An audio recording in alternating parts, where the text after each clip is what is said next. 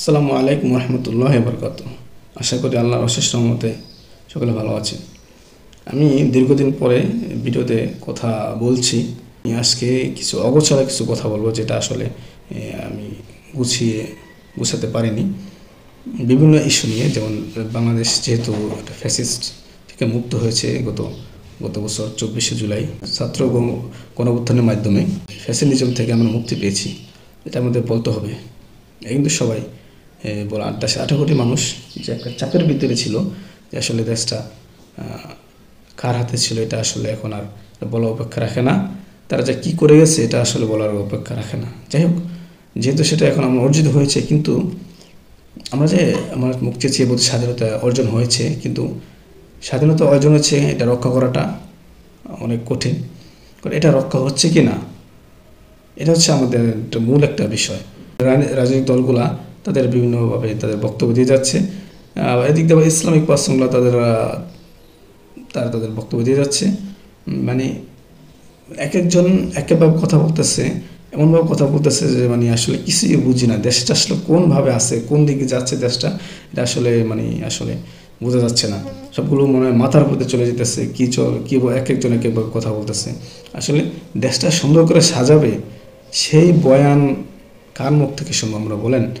আমরা তো সাধারণ মানুষ, আমরা আসলে আমাদের একটা চাওয়া যে আমাদের বাক স্বাধীনতা থাকতে হবে। তবে আজ গণতন্ত্রের প্রধান একটা বিষয় হচ্ছে যে বাক স্বাধীনতা। ইলিয়াস হোসেন ভাই মেজর ডালিম স্যারকে নিয়ে আসলেন, এরপরে মনে হচ্ছে কি দেশে উলটপালট, এরকম একটা অবস্থা না। আসলে উলটপালটে কিছুই না, আমাদের ইতিহাস জানতে হবে। ইতিহাস তো তাদের থেকে জানতে হবে যারা তৎকালীন সময় ছিলেন, ইতিহাস রচয়িতা, তাদের মাধ্যমে তো ইতিহাস হয়েছে।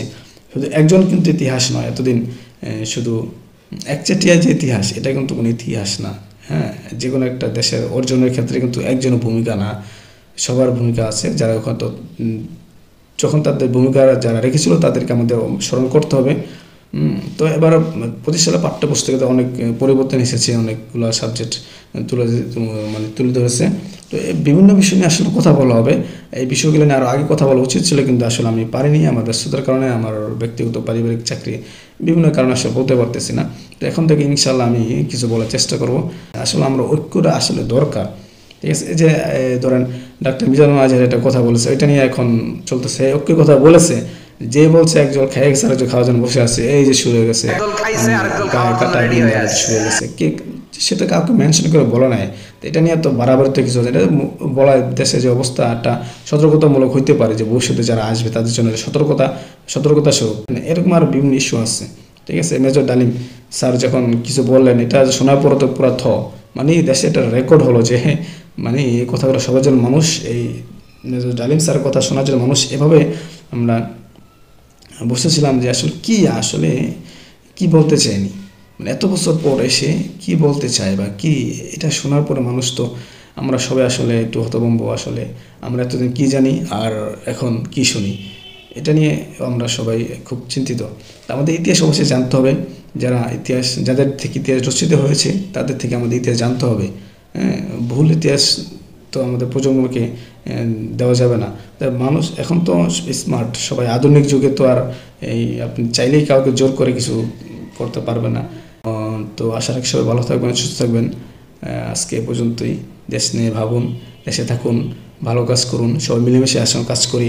সব দলগুলোকে যারা সমর্থন করেন সবাইকে একটা কথা বলবো আমরা, যে আপনারা সবাই দলীয়গতভাবে ঐক্যবদ্ধ হন, আমরা আপনাদের সাথে আছি।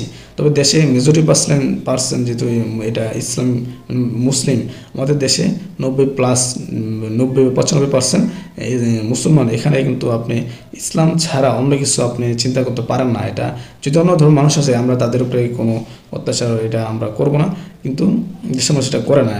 কিন্তু আমরা চাই ঐক্য এবং দেশটা সুন্দরভাবে সবাই মিলে সাজাতে চাই, এই আশাই আমরা করি সকলে। আগে দলগুলোতে এক হতে হবে, যে বিভিন্ন রাজনৈতিক দল আছে এগুলো, তাদেরকে এক হতে হবে, তারপরে জনগণকে এক হতে হবে, ঠিক আছে?